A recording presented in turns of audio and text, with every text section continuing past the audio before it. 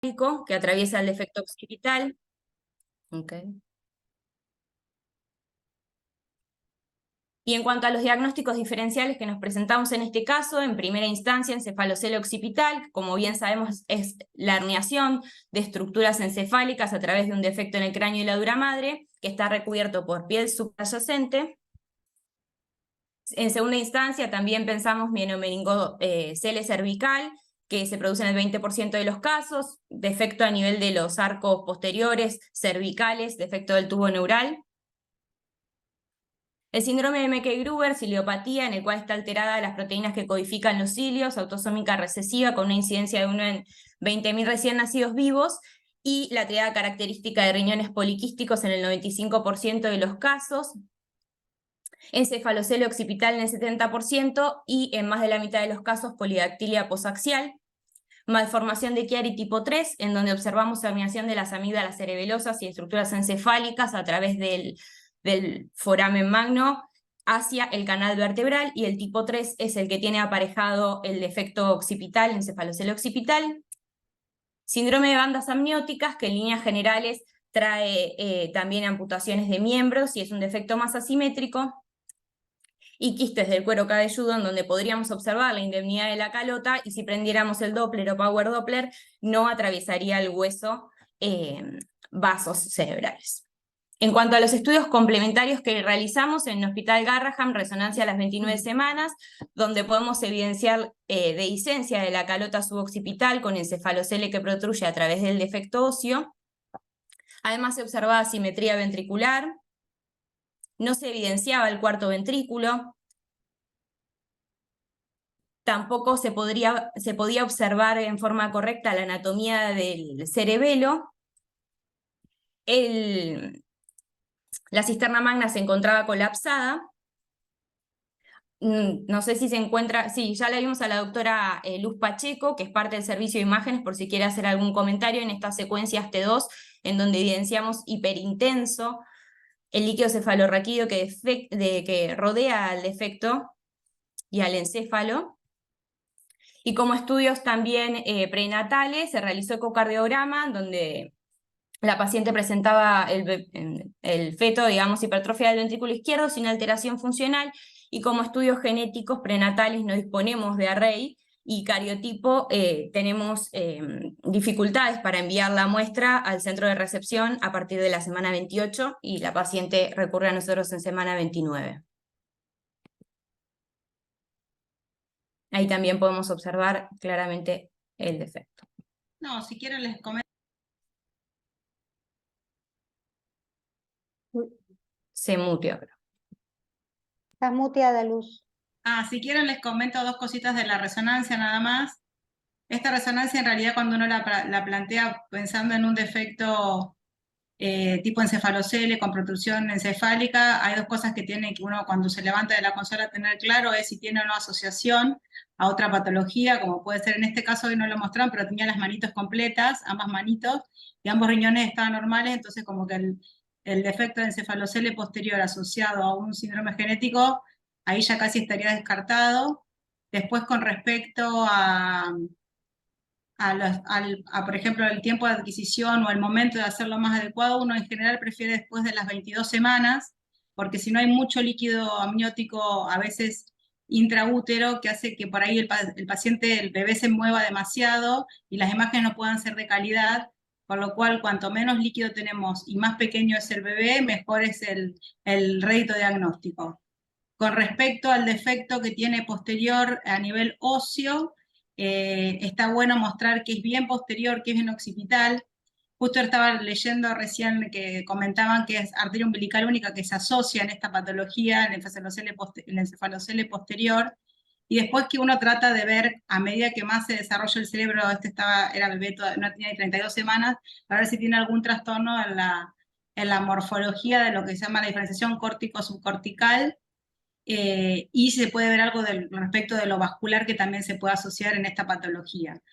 Con respecto a otros diagnósticos diferenciales, cuando uno ve una imagen quística posterior, uno puede pensar un higroma quístico grande como una malformación quística, que no sería el caso porque esto quedaba bien, que había una estructura a nivel, sería cerebral, con un dismorfismo tipo cerebro que protruía a través de la calota, con lo cual el higroma quístico quedaba casi también aparte, dentro de los que uno piensa dentro de las malformaciones vasculares.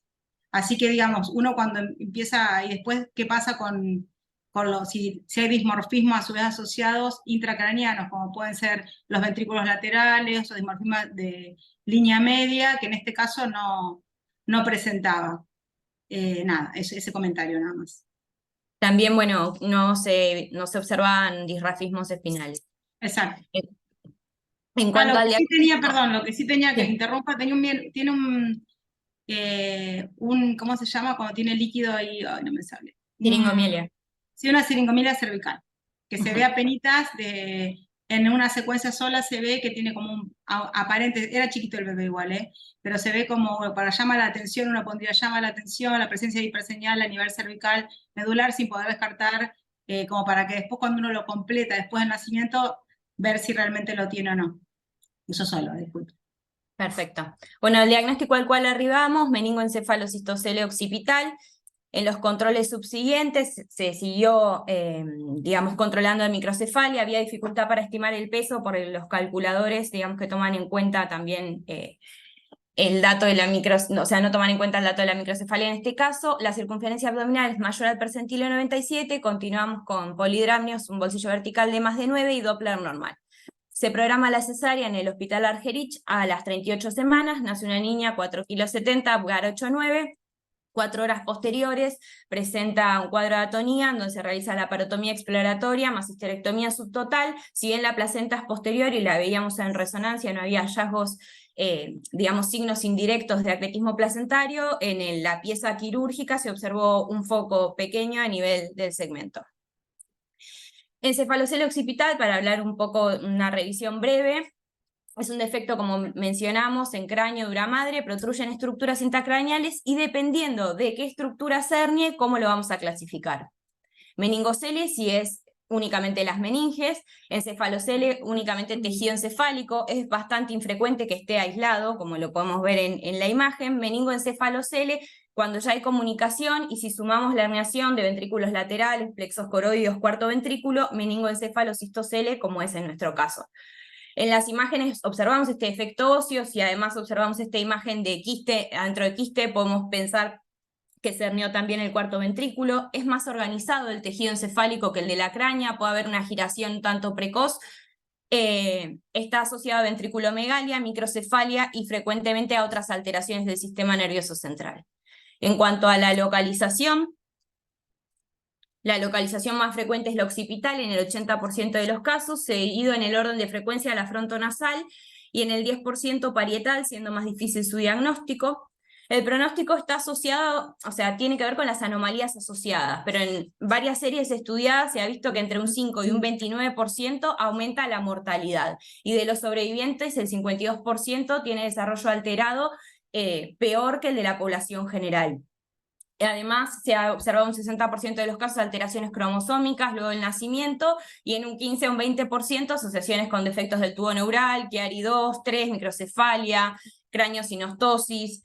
¿Cuáles son? El tratamiento es quirúrgico, y ¿cuáles son signos de buen pronóstico? Que tenga herniación únicamente de la meninge, que son los casos más leves, o si hay tejido encefálico herniado, que se mantenga la circunferencia cefálica, que no haya microcefalia ni hidrocefalia, y de mal pronóstico, hidrocefalia y microcefalia, como en nuestro caso. Bueno, y doy lugar a la doctora María Eugenia Di Meola, que es médica del área de terapia intensiva. Buenas tardes. Yo pertenezco al área de terapia intensiva neonatal del Hospital Garrahan. Quería comentarles un poco de la evolución del paciente. Perdón. La paciente se derivó desde el Hospital Argerich al área de neonatología del hospital. Allí fue evaluada en forma multidisciplinaria.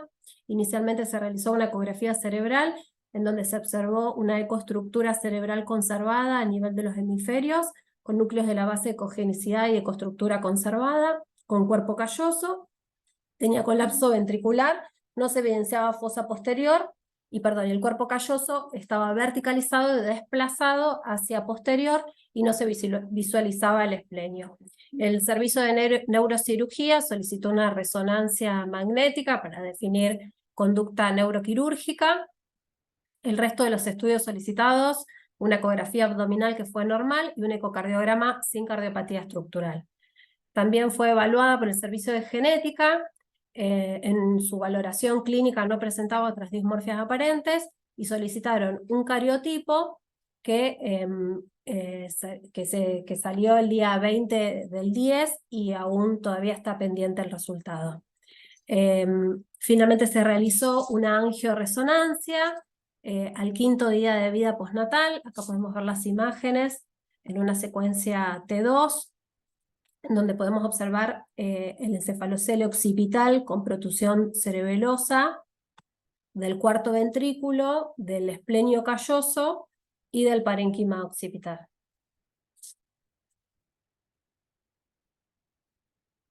El servicio de neurocirugía decide conducta quirúrgica y a los 8 días de vida realizan una plástica del encefalocele. Está conectada la doctora Basilota, ella es neurocirujana del hospital, si quiere hacernos algún comentario acerca de esta cirugía.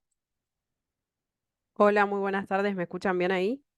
Perfecto. Muy Gracias por bien. la invitación. Bueno, sí, yo soy neurocirujana del Hospital Garrahan y estuve en la cirugía correctiva de esta paciente que estamos discutiendo esta tarde. Ahí lo que pueden ver es cómo se realizó el posicionamiento de la paciente una vez ya bajo sedación, bajo anestesia general. Lo que se hizo fue ponerla de cúbito ventral. Lo que ven es que tiene como venían describiendo la doctora previamente, un encefalocele bastante difícil en cuanto a lo quirúrgico, era dificultoso, así que optamos por hacer una incisión a nivel vertical. Algo que habían mencionado en la resonancia prenatal es que se veía una incipiente dilatación del conducto centromedular a nivel cervical, que eso se confirmó en la reso postnatal, que no sé si lo llegaron a ver ahí, es decir, tenía siringomielia. Más allá del encefalocele, se estudiaron también la reso postnatal, fue para estudiar la parte venosa, que nos interesaba mucho porque eso nos iba a definir la táctica quirúrgica, y lo que se observa también es que tiene asociado un Chiari-3, que es algo frecuente en este tipo de patologías. Lo que hicimos fue empezar por una incisión de tipo vertical, empezamos a disecar los tejidos hasta que encontramos el tejido dural, al cual abrimos y reparamos. Ahí hay algunas fotos de la cirugía. Lo que pueden ver en la foto superior de la derecha es cómo a través del defecto óseo se herniaba material em, que le llamamos cerebroide nosotros, de lo que correspondería a nivel tanto supratentorial, lóbulo occipital, como infratentorial, parte de cerebelo. Es bastante malformativo, sí se puede ver que tiene una incipiente forma como de 2 hemisferios, está separado, y lo que pueden ver en la foto inferior, que estamos tomando con una pinza de disección, es plexo coroideo. Una de las discusiones que hemos tenido con el servicio de imágenes era realmente el contenido que tenía. Lo que nosotros fuimos, ese tejido que está herniado, uno lo que tiene que hacer en la reparación quirúrgica es resecarlo para poder cerrar la dura madre. Ese tejido es no funcionante y no se puede, digamos, de alguna manera introducir nuevamente en la cavidad craneana, sino que hay que resecarlo. Y lo que pueden ver en lo que está, que mencioné que era el plexo coroideo, una estructura redonda que se puede ver asociada al plexo, que es un quiste de plexo, que eso no es algo infrecuente en los pacientes de esa edad.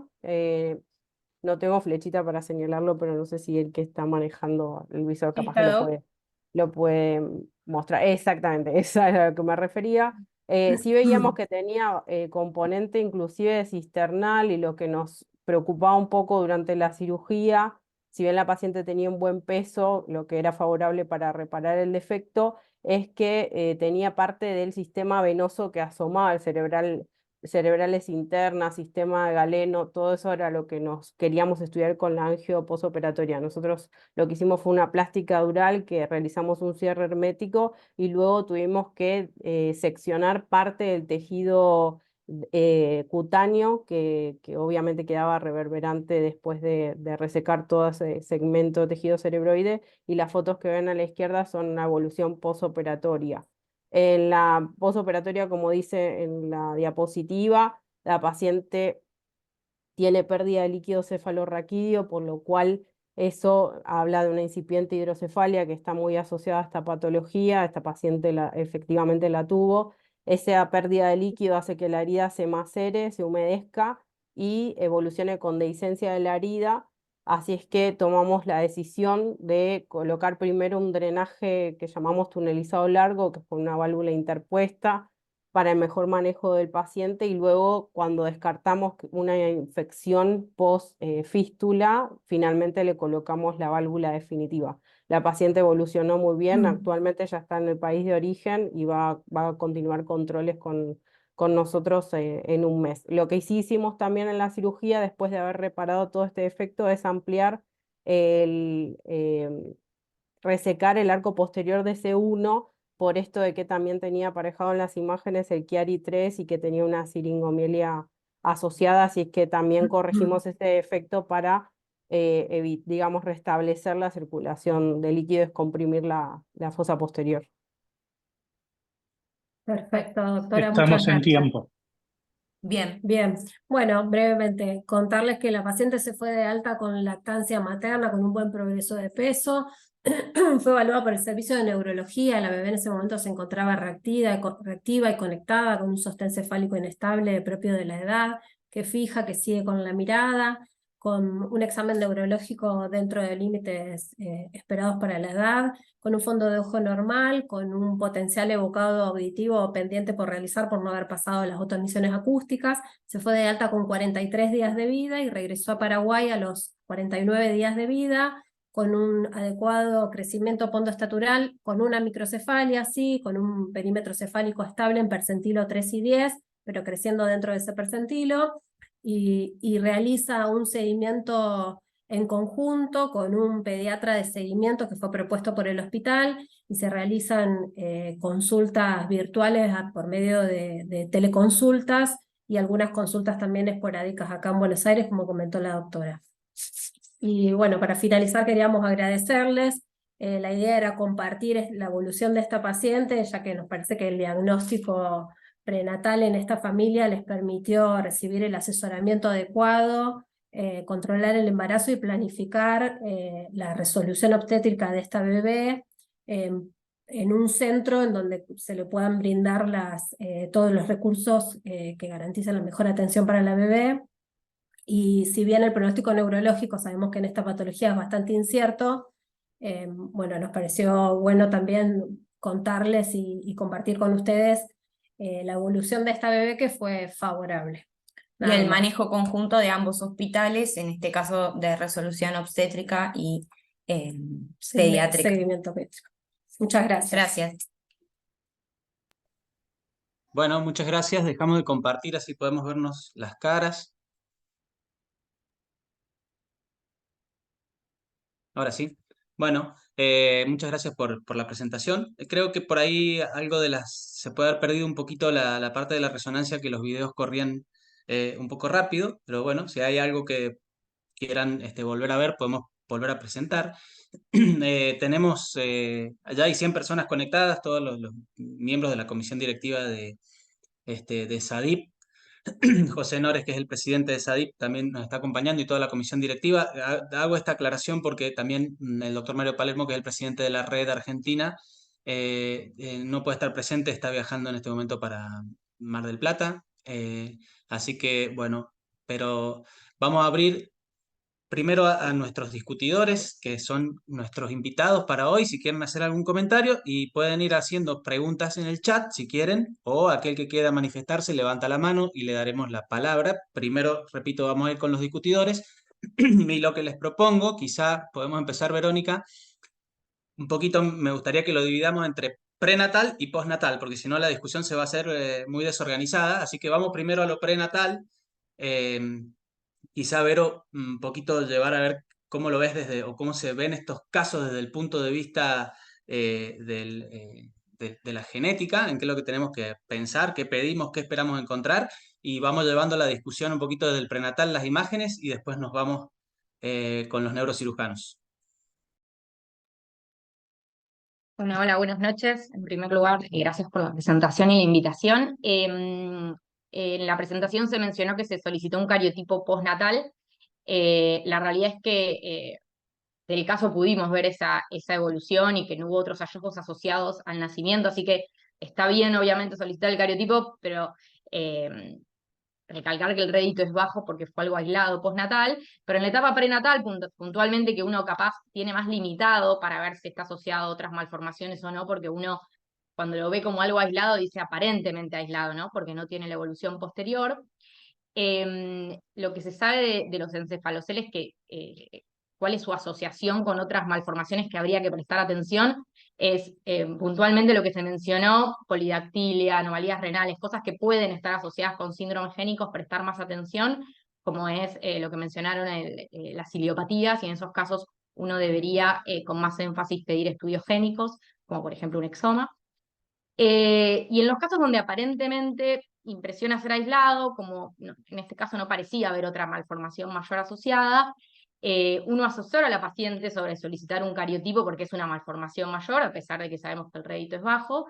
Y en relación a otros estudios como microarray o exoma, que también se mencionó en la presentación, no está muy claro el dato, pero se cree que el rédito es bajo en los casos que no está asociado a otras malformaciones. Sin embargo, en esos casos se habla con la paciente, se habla de los pros y los contras y se decide en conjunto, pero hoy en día los datos publicados es que el rédito es bajo si es algo que impresiona ser aislado, el encefalocele. Está bien en relación a microarray y exoma. Está bien los últimos datos. Aquí que eso en cuanto a la parte de genética. Gracias. Horacio Hielo, del Hospital Sí, Italiano de Buenos Aires. sí, gracias, muy buena la presentación y todo, la verdad que un caso interesante para comentar. No, quisiera decir que nuestras limitantes no deben ser la norma. En cualquier lugar del mundo, cariotipo es microarray. O sea, va junto, hoy en la práctica no se discute eso. Y posteriormente, eventualmente, o paneles o exoma. Particularmente en algunas patologías, como las displasias esqueléticas y en este caso los cefaloceles, deberían hacerse, obviamente, si hay disponibilidad, el panel o el exoma junto con el microarray, porque la posibilidad de que haya una anomalía génica que se detecte en una displasia esquelética o en una cefalocele es mayor que la de una microdeleción. Así que, digamos, por más que nosotros no podamos, la discusión debería decir cariotipo microarray seguro y exoma en este caso, porque como bien dijeron, el diagnóstico prenatal tiene sus limitaciones. Y en ese caso, dependiendo del hallazgo, ¿no? Suponiendo un hallazgo positivo, cambiaría el asesoramiento de la madre, la conducta postnatal, Claro, ¿qué porque pensás? si tenés una polidactilia o tenés anomalías renales y ahí le haría directamente o paneles o un exoma. Si tiene una anomalía, una ciliopatía, el pronóstico es muy reservado y el asesoramiento y la recepción cambian y eso es de mucha utilidad para el equipo neonatal. Por otro ¿Podría lado, cambiar también la se conducta? asocian Sí, dale. perdón. No, que un poco lo que mencionaban de las ciliopatías, por ejemplo, Meckel-Gruber, digamos, que tiene una herencia recesiva, también sobre el asesoramiento del riesgo de recurrencia en próximos embarazos, estudiando a los padres, ¿no? También más allá del pronóstico de este embarazo para próximos, sobre el riesgo de recurrencia. Sí, nosotros, por ejemplo, tenemos un par de familias con varios hijos con Roberts, que son de ascendencia askenazi.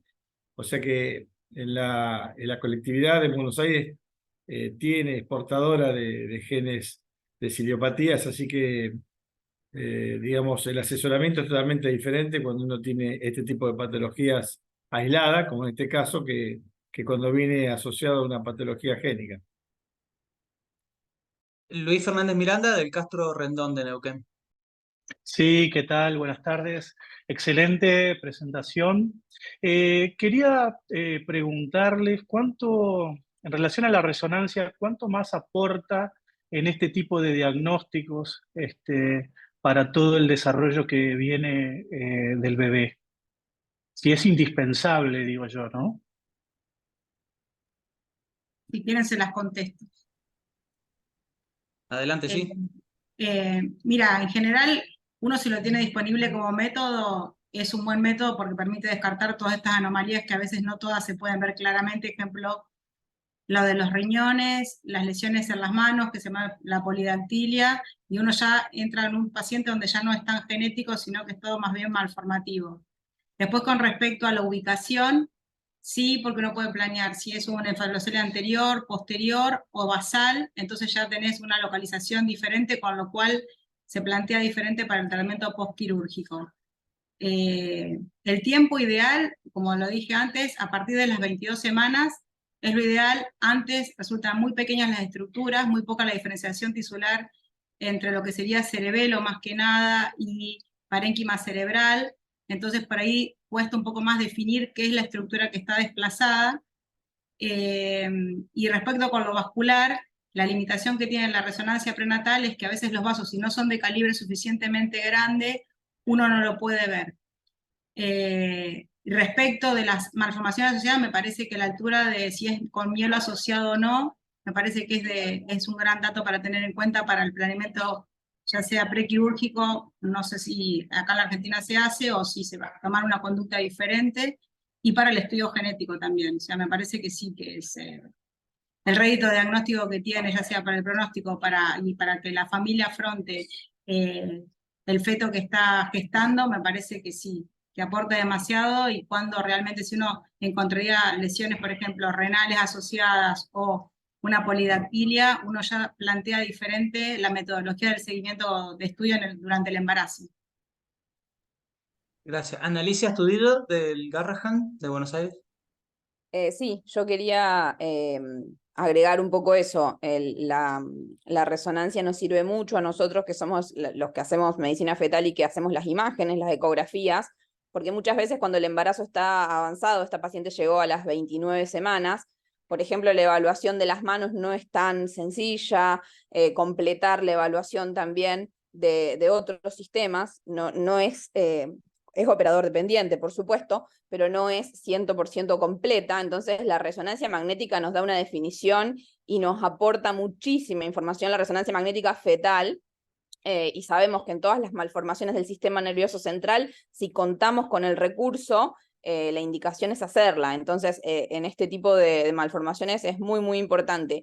Y teniendo en cuenta de que no podíamos hacer el asesoramiento genético completo, porque por la edad gestacional no le podíamos ofrecer ya cariotipo, me parece que aportó mucho. Y obviamente, bueno, en el postnatal para los neurocirujanos es fundamental.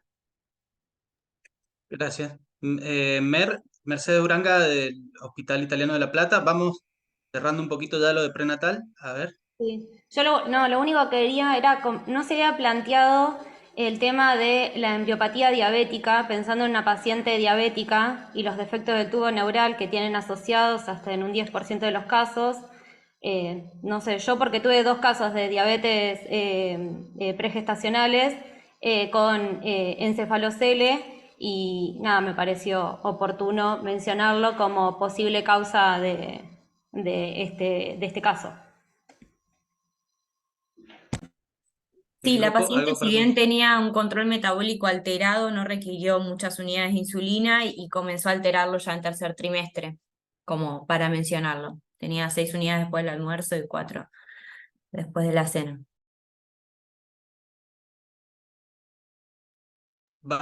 Vamos a ir cerrando lo del prenatal y yo voy a hacer algún un cierre de esto. No sé, Juan Manuel Linares, neurocirujano también de Castro Rendón, de Neuquén, uno de nuestros discutidores. Si querés agregar algo de prenatal.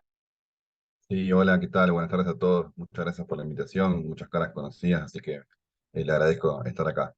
Sí, con lo que dijo la doctora, es una de las fármacos relacionados con los enfaloceles, la insulina, como así los antiepilépticos. O sea, yo también lo pensé cuando habían mencionado que la madre no tenía una diabetes controlada y que era insulina dependiente, también lo podía haber pensado como uno de los factores causantes. Era para mencionar eso nada más de lo prenatal. Gracias, Juan. Bueno, entonces un poco redondeando, porque en un escenario ideal, por supuesto que tendríamos que ir en profundidad con los estudios genéticos. Eh, en este caso en particular, no habían hallazgos asociados a este encefalocele, o por lo menos aparentes, aunque sí les parecía difícil de explorar esta paciente, aunque era una edad gestacional avanzada, tenía polidramnios. Creo que probablemente hayan tenido dentro de todo alguna capacidad de ver con la ecografía y podían o estimaban que esto estaba aislado. La resonancia en este caso también lo han mencionado como que puede contribuir a ver otras malformaciones que quizás se pasaron con la ecografía, pero vamos a suponer que es el caso de que no tienen ningún tipo de alteración genética, que pidieron todos los estudios de tener un exoma y vino todo normal, y vamos a suponer que es el caso de que no hay ninguna otra malformación asociada, por lo menos visible. Entonces, y acá un poquito, ¿cómo voy hacia los neurocirujanos? Juan Manuel Linares, Felipe Chabelas. Mandamos a esta paciente para asesoramiento con la resonancia en mano para que la vea el equipo de neurocirugía y qué es lo que le dicen a la paciente. Quizá a esta paciente en particular, con los hallazgos que tenía, de cómo le va a ir en el postnatal, qué es lo que qué números le pueden dar, si existe algún tipo de asesoramiento en base a qué va a pasar con este bebé después de nacer, o cuáles son los hallazgos más importantes dentro de la resonancia. Repito, en un bebé que genéticamente es normal, que los hacen a ustedes asesorar y cómo lo asesoran.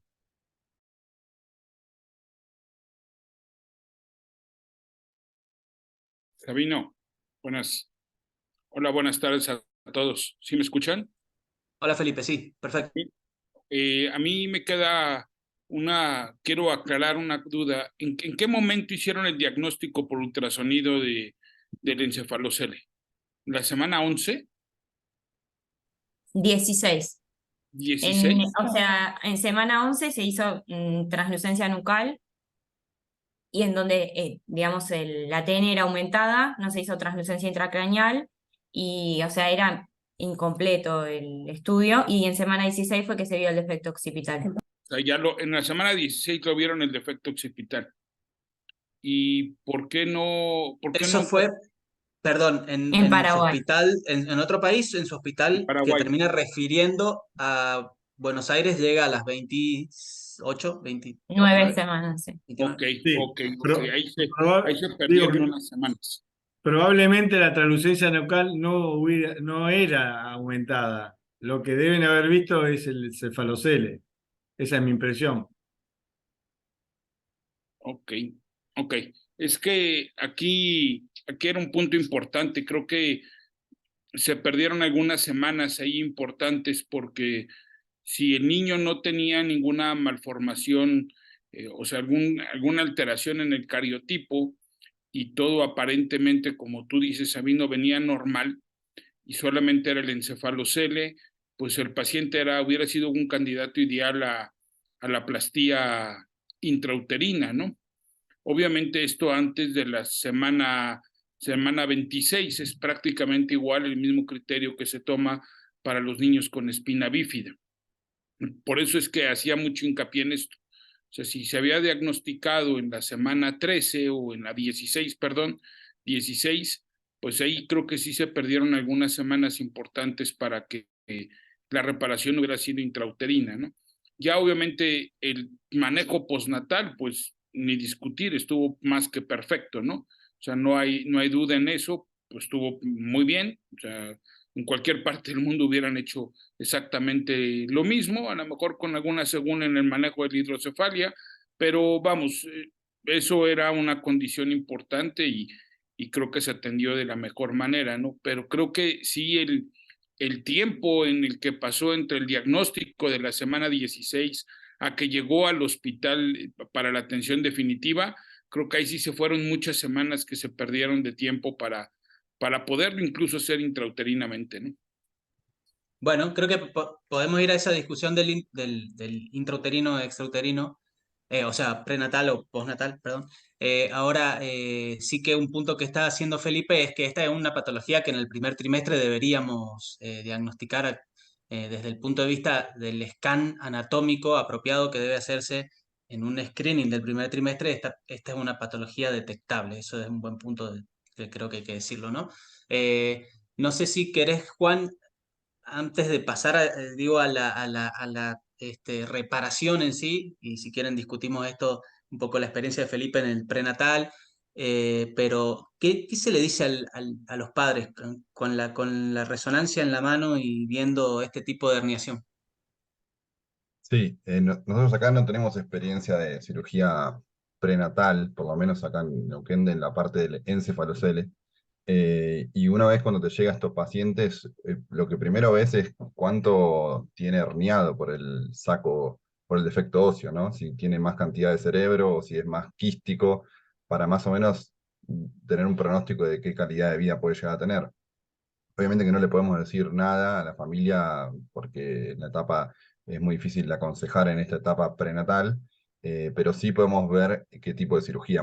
Yo me formé en el Garrahan y hubo casos en el hospital que han tenido mayormente herniado tejido cerebral con una microcefalia muy pequeña, eh, y se ha llegado a no operar esos pacientes por una cuestión en un comité de ética, ¿no? Se presenta, no es lo habitual. Pero si no, si la familia obviamente está afrontando y quiere continuar con el embarazo, todo, se le explica todas las complicaciones que puede haber, que la cirugía hay que hacerla en el momento luego del parto. Y como lo resolvieron ahí con la doctora Yambreta, estuvo perfecto. La verdad que si uno cuando busca bibliografía internacional, es una patología que va en descenso en los grandes centros, sobre todo europeos. Por un lado, por la administración preventiva del ácido fólico y segundo, como vos bien dijiste, el diagnóstico prenatal y la interrupción voluntaria del embarazo en los otros centros, que no es nuestra realidad acá en Argentina, ¿no? Eh, pero bueno, es un poco el consejo que yo le daría en conjunto con los obstetras y todo el equipo de genética que tenemos el consultorio interdisciplinario acá en el Hospital Castro Rendón. Gracias. César Meller, del Hospital Italiano de Buenos Aires. No, quería, Sabino, no sé, vos estás moderando a ver si te parece el momento, pero me interesó ese punto. eh, Aparentemente en Querétaro sería como una especie de estándar de cuidado ofrecer cirugía prenatal, como, símil mielomeningocele, digamos. Entonces, por ahí, si nos cuenta un poco su experiencia o cuando vos digas, pero ir para ese punto, ¿no? Porque no es quiero decir, no es un estándar de cuidado como mielomeningocele, pero parece como que quedó latente eso. Entonces, un poco a ver cómo lo piensa, cómo lo plantean o la experiencia que tiene. Vamos ahí, Felipe. Sí, igual tenemos que ir redondeando porque si no, no vemos el partido de Argentina-Brasil, ¿eh? Eh, así que vamos ahí, Felipe, si querés contestar, estás muteado, ¿eh? Sí, no, sí es algo similar, sobre todo para las semanas de gestación, para que sean intervenidos los pacientes, no más allá de la semana 26 de gestación, ¿no? Entonces, obviamente, cuando se tiene un diagnóstico prenatal oportuno, rápido, y además se tiene todo el estudio genético bien establecido, sin ninguna alteración genética, los pacientes pueden ser candidatos y sometidos a un procedimiento intrauterino, ¿no? De hecho, el sábado me llamaron de El Salvador para una paciente con un encefalocele, tenía 30 semanas de gestación y obviamente pues esta paciente está fuera de tratamiento. ¿Por qué? Pues porque tiene 30 semanas, el riesgo de un problema mayor materno es muy alto. Pero vuelvo a repetir, si tengo una paciente que se hace el diagnóstico prenatal de un encefalocele y este encefalocele está en semanas de gestación que pueda ser corregido quirúrgicamente, pues adelante. Y no tiene ningún otro problema en el cariotipo y no hay ningún otro problema estructural, por ejemplo, cardíaco, pues adelante, ¿no? El planteamiento es la cirugía intrauterina. En ¿Cuánto México, le demora la cirugía? ¿Cuánto demora en promedio la cirugía de encefalocele, ya sea postnatal o prenatal? en tiempo quirúrgico, alrededor de 2 horas y media. Desde que se hace la incisión en la piel hasta que a los médicos de cirugía fetal abren el útero, exponen el defecto y se hace la plastía del encefalocele de 2 horas y media. Y se vuelve a cerrar. Esto, Felipe, corregime, el primer caso reportado de cierre de encefalocele es del grupo de Querétaro, bueno, entre Así vos, es. junto con Rogelio. Así es. No estamos hablando de, por ejemplo, un trial como el MOMS, donde se estableció que el tratamiento prenatal era superior al tratamiento postnatal. Esto lo estamos hablando en base a una serie de casos, no sé cuántos exactamente han intervenido in útero. In útero nosotros llevamos uno. Hay un reporte del doctor Cabaleiro que reportan 8. O sea, no hay muchos casos en el mundo de esto. Sergio Cabaleiro es el que tiene la estadística más alta y tiene 8. Son los que reportan en el Journal de Neurocirugía. Por eso me parece interesante dejar ese concepto, por eso lo traje a colación, ¿no? ¿Hay alguno de No hay. No hay todavía un...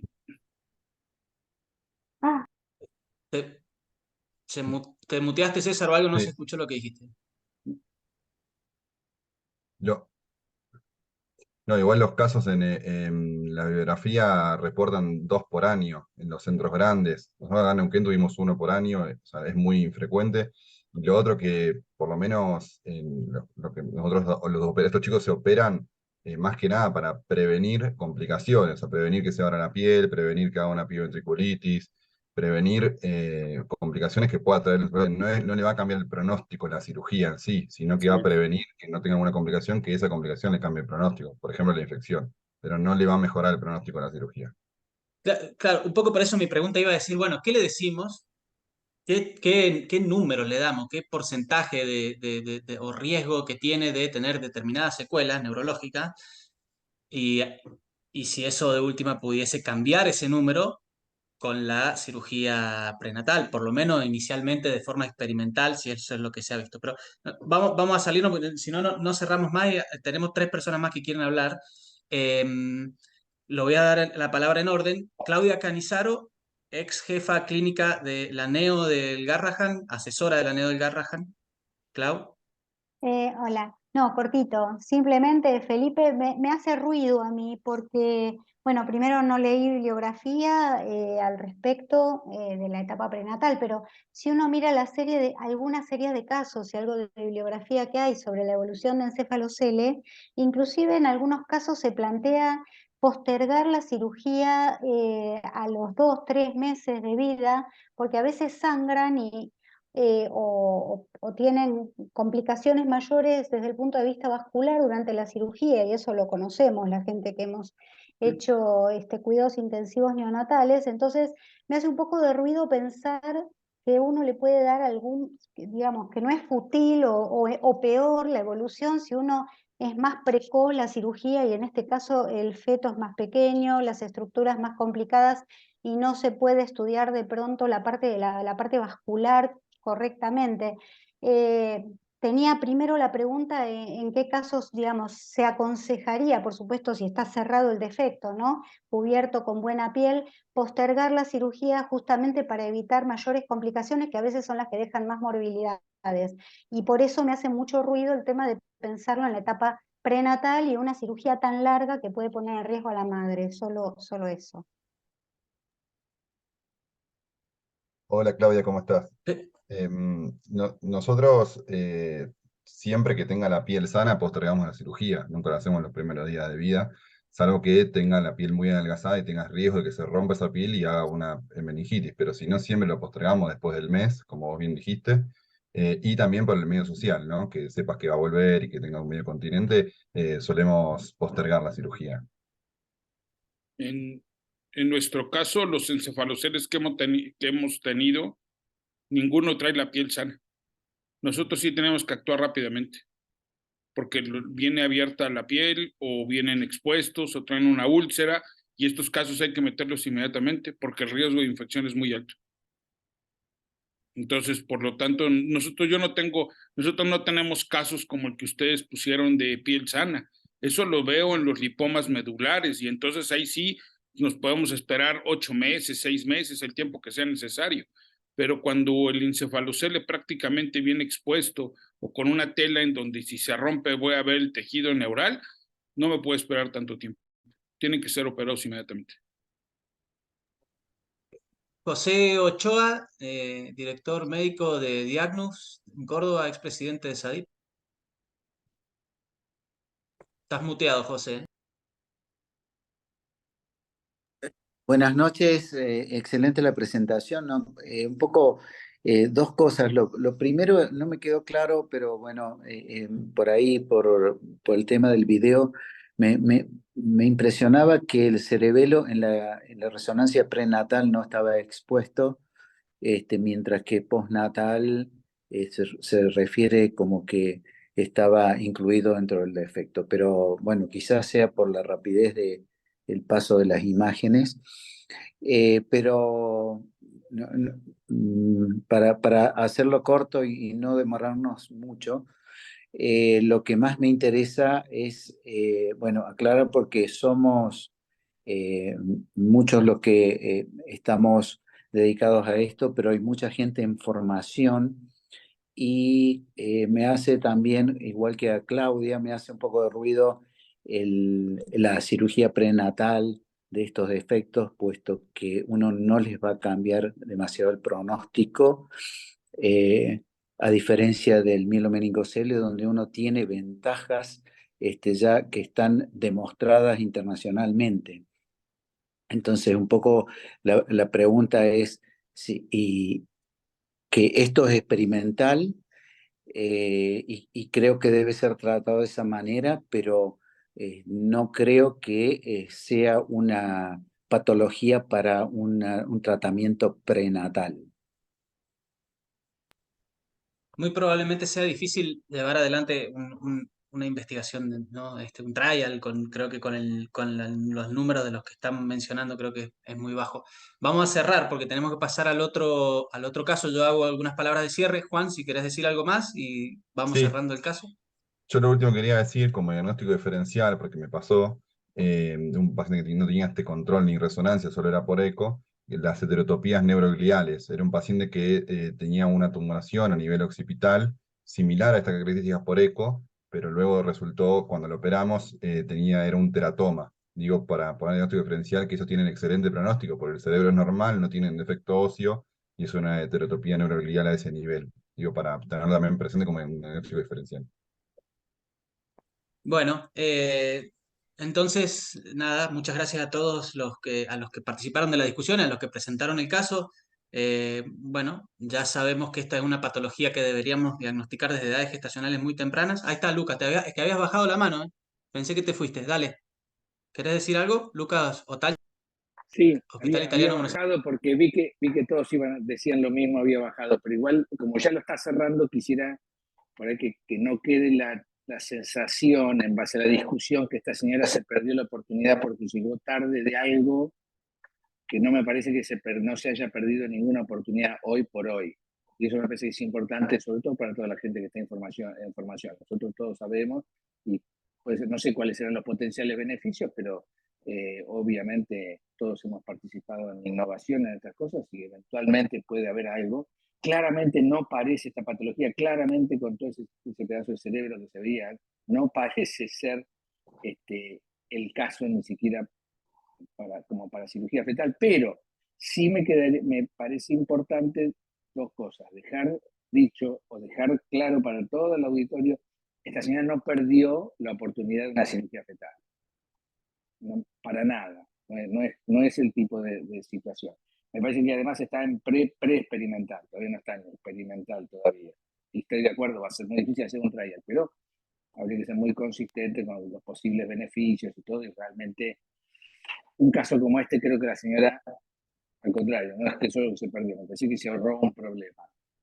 Y la otra cosa es que me pareció lo que dijo Mercedes Uranga, el tema del riesgo, de problemas de defectos congénitos asociados a la diabetes, me parece que también quedó después, al pasar, como que puede ser la insulina, ¿no? Es un trastorno metabólico de origen, ¿no? No por el uso de insulina. Así que eso también me pareció muy pertinente el comentario de Mercedes, el efecto del tubo neural en el contexto de una diabetes pregestacional, obviamente es un factor de riesgo. Gracias, Lucas. Chicas, están Analicia y Susana, las dos del Garrahan, muy corto, o sea, fugaz, por Bueno, favor, porque 1 hora llevamos. Analicia. yo lo que les quiero decir rápidamente, además de lo de la cirugía, ¿no? De candidato o no, era una paciente que tenía 3 cesáreas anteriores y que terminó en una histerectomía total como complicación postnatal. Nosotros incluso en la ecografía y en la resonancia es algo que no terminamos de sospechar que podía ser un acretismo y terminó siendo un acretismo placentario. Tenía una pequeña lengüeta, entonces eso es otra cosa a tener muy en cuenta en las pacientes que nos lleguen, el criterio de ingresar, ¿no?, a un útero así completamente contraindicado. Eso solo quería agregar. Gracias. Susi, cortísimo. Yo sí, buenas noches. Yo simplemente decir que algo muy importante es la recepción de este paciente y el cuidado del defecto, por lo que decía el doctor de que se rompía mucho. Entonces me parece que la planificación del nacimiento y el tipo de recepción es muy importante para que tratar de evitar eso, nada más. Gracias. Bueno, cierro entonces una patología que en el primer trimestre ya deberíamos diagnosticar. No tenemos imágenes porque no pertenecía al Garrahan, fue referida a las 29. Podríamos haber visto a ver cómo se veía ese primer trimestre, o cómo se veían las imágenes a las 16 semanas. Se planteó que hay un grupo en México que ya ha reportado un caso al menos y hay 8 más reportados de reparación. Por eso un poco mi pregunta iba a decir, ¿hay una diferencia entre lo que se ve herniado a las 16 y lo que se ve herniado a las 30? ¿Podría ser un punto a favor de la cirugía intrauterina que la patología va empeorando con el correr de las semanas y por eso después también les va peor el postnatal? Quizás sean todas preguntas a responder, o sea, que no tengamos respuesta ahora, pero digo, no podemos asegurar hoy, por lo menos con un trial, que esto sea así, aunque es bueno que se conozca que hay grupos en el mundo que están interviniendo al encéfalocele de manera prenatal, intrauterina. Entonces, diagnosticarlo en el primer trimestre, referir a genética, ir en profundidad con los estudios genéticos, agregar una resonancia y un paciente que tiene que ser referido a un centro de alta complejidad, la recepción necesaria y enfrentar una cirugía postnatal bastante grande, creo que con un pronóstico reservado, ¿no? Nunca logré que me dijeran bien qué le dicen a estos padres de cómo le va a ir a sus hijos, pero Clau, la última comentario y terminamos. No, para que no quede de lo que yo leí, por lo menos, esto lo sabes seguramente mejor que yo, Felipe o Juan Manuel, pero sí que se sabe que las presiones intracraneales con el correr del tiempo pueden empeorar el tipo de malformación. Por supuesto que Felipe y Juan Manuel saben más que yo de esto, pero nada, como por ahí una punta para pensar en que una investigación de si esto le puede favorecer a estos niños en el tratamiento prenatal, simplemente. Dale, último comentario para cerrar, Juan, Felipe, y pasamos al otro caso, muy cortito, por si quieren agregar algo más. Corto. Pues sí, efectivamente. Son pocos los casos, es poca la experiencia que se tiene. Lo único que se ha visto es en los 8 casos que se reportan en Brasil, menos incidencia de hidrocefalia, pero obviamente pues no es estadísticamente significativo, no es como en el mielomeningocele. Mas, sin embargo, bueno, pues creo que hay que tomarlo en cuenta y no podemos cerrarnos a decir que solamente hay un tipo de tratamiento, ¿no? Hoy con esto, pues tenemos que tener un poco de más apertura y tener en cuenta que si hay otro tipo de tratamiento, bueno, empezarlo a hacer o empezar a ver los criterios, como bien mencionaba César, qué criterios son los que se toman. No hay un criterio bien establecido, los criterios son prácticamente similares a los que se están tomando para espina bífida, sobre todo para la edad gestacional. Abrir un útero de 30 semanas, pues eso ya tú lo sabes bien, eso no es nada factible, ¿no? Ahora, si tiene 3 cesáreas, pues eso tampoco se había comentado desde el principio que exponen el caso, ¿no? Con 3 cesáreas, pues también las cosas se convierten, es más difícil para ustedes hacer los procedimientos, ¿no? Eso es definitivamente, ¿no? Esa es una contraindicación, incluso en muchos centros. Bueno, sin duda he dejado que la discusión se ha estirado, pero la verdad creo que ha sido muy buena y hemos encendido la llama al menos de la duda para seguir leyendo lo que ya hay publicado, seguir de cerca estos casos y cómo evoluciona. Creo que vamos a pasar a los otros casos. Juan, nada más. No, excelente Bueno, presentación. gracias. Lo mejor es la prevención de estos casos con el consejo terapéutico prenatal y la administración de ácido fólico. Yo ahí mandé en el grupo lo que estaba publicado por el doctor Cabaleiro, como bien dijo el doctor Chabelas, Excelente. que es muy precoz, pero bueno, es los casos publicados hasta ahora. Bueno, ahora vemos si lo podemos compartir en el chat. Muchas gracias, Felipe. Feliz cumpleaños. Te liberamos ya para que te puedas ir a hacer el brindis con los mariachis como corresponde. Y Gracias. gracias Juan, gracias a los presentadores. Pasamos, Gracias. Merce, al otro caso.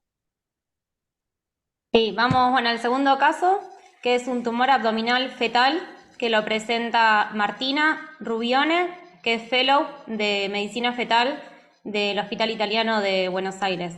Así que, Martina, cuando quieras. Perfecto, ahí se ve bien. Sí, Todavía no, ahí ahora se sí. ve. Perfecto. Muy bien. Bueno, muchas gracias por la presentación y el lugar para este lugar de aprendizaje. Vamos a dar comienzo al segundo caso de hoy. Se trata de un tumor abdominal fetal y lo realizamos junto con el Servicio de Diagnóstico por Imágenes, de Neonatología, de Cirugía Pediátrica y la Unidad de Medicina Materno-Fetal. Se trata de una paciente de 33 años, primigesta, sin antecedentes ni personales ni familiares de relevancia, que realizaba su seguimiento en nuestra institución. El screening del primer trimestre, realizado a las 13 semanas, informó un bajo riesgo de neuploidías, pero un alto riesgo para restricción del crecimiento y preeclampsia, por lo cual se le indicó el comienzo de aspirina en bajas dosis por la noche. En el scan de la semana 20, se informó un crecimiento adecuado y un líquido amniótico normal con una anatomía fetal sin hallazgos de mención, pero una longitud cervical de 26 milímetros, por lo cual se solicitó un nuevo control 2 semanas posteriores. En esa nueva ecografía tampoco había hallazgos de mención en la anatomía fetal y la longitud cervical fue de 34 milímetros. Debido a esta inconsistencia en la medición, se realizó una ecografía nuevamente en la semana 25, en la cual al inicio del examen llamó la atención el aumento del líquido amniótico y se midió un bolsillo vertical máximo de 10 centímetros. Al comenzar la evaluación de la anatomía fetal se observó una vejiga de tamaño adecuado con un cordón con 3 vasos y a nivel de lo que es el corte axial a nivel del abdomen fetal se observaba de forma adecuada la cámara gástrica. En la siguiente imagen podemos observar cortes axiales y coronales a nivel de ambas fosas renales. En el lado izquierdo de la pantalla podemos observar una imagen de bordes circunscriptos, voluminosa, que reemplaza la fosa renal derecha, de aspecto heterogéneo, con una leve cogenicidad mayor rodeando la imagen y que presentaba un diámetro mayor de 45 milímetros. En contrapartida, del lado derecho de la pantalla podemos observar el parénquima renal izquierdo, tanto en el corte axial como coronal, de características conservadas. Al examen Doppler, en este video dinámico se puede observar cómo había una vascularización acentuada en forma de anillo que rodeaba toda la masa que desplazaba el resto del contenido hacia la izquierda. El crecimiento fetal se encontraba en un percentil 85 y la longitud cervical no presentó hallazgos de mención, fue de 33 milímetros. 2 días posteriores a este control, la paciente concurre al servicio de guardia obstétrica refiriendo cefalea, epigastralgia y una tensión en domicilio de 153/90, por lo cual se decidió su ingreso e internación para maduración pulmonar fetal y estudios complementarios. Se interconsultó con el servicio de cardiología, los controles de tensión arterial fueron normales en la internación y se solicitó un laboratorio que no presentó ninguna particularidad. Se solicitó un cociente SF-PLGF que fue de 69 y una proteinuria de 24 horas que fue negativa en esta oportunidad. Una semana luego, para continuar con el estudio de lo que es la masa renal, se observó un diámetro mayor de 55 milímetros y un bolsillo vertical máximo que en esta oportunidad fue de 12 centímetros.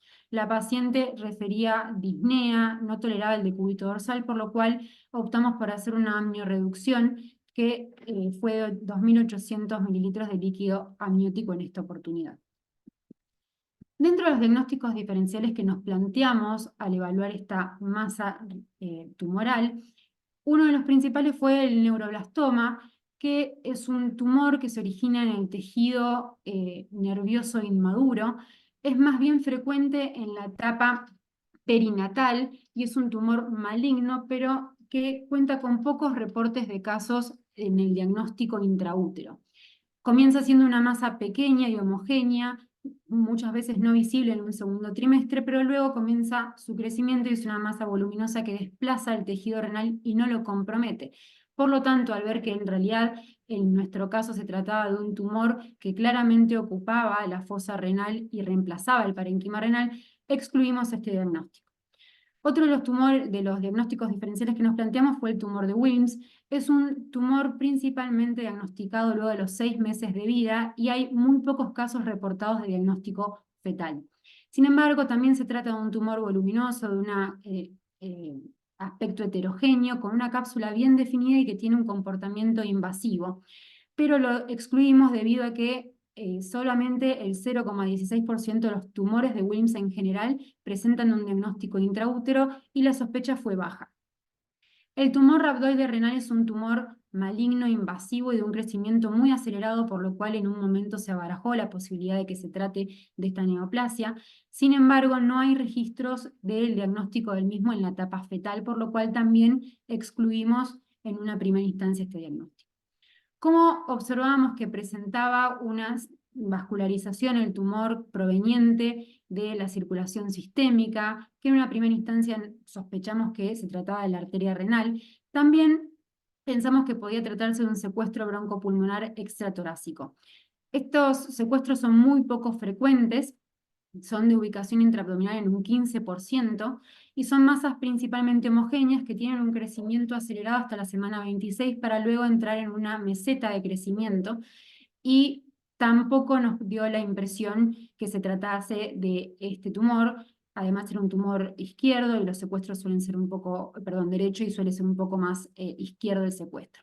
Por lo tanto, una vez evaluada la bibliografía, el diagnóstico que nos generó más sospecha fue el nefroma mesoblástico congénito. Se trata de un tumor muy frecuentemente diagnosticado en la etapa prenatal, se llega hasta el 66% de los tumores renales. Tiene una naturaleza benigna, pero hoy en día esto está en revisión y se cree que podría tener un comportamiento ligeramente agresivo.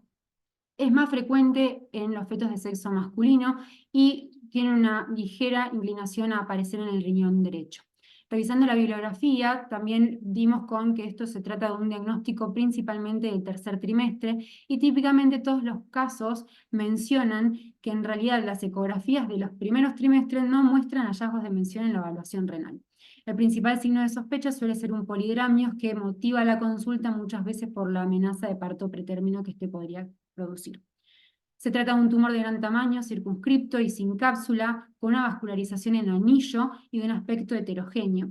Y dentro de lo que es la anatomía patológica hay 3 tipos: el clásico, que es benigno y no presenta cápsula; el celular, que presenta una alta actividad mitótica y un comportamiento invasivo y es el que más frecuentemente se encuentra en la etapa prenatal; y el mixto, que comparte características de los previamente mencionados.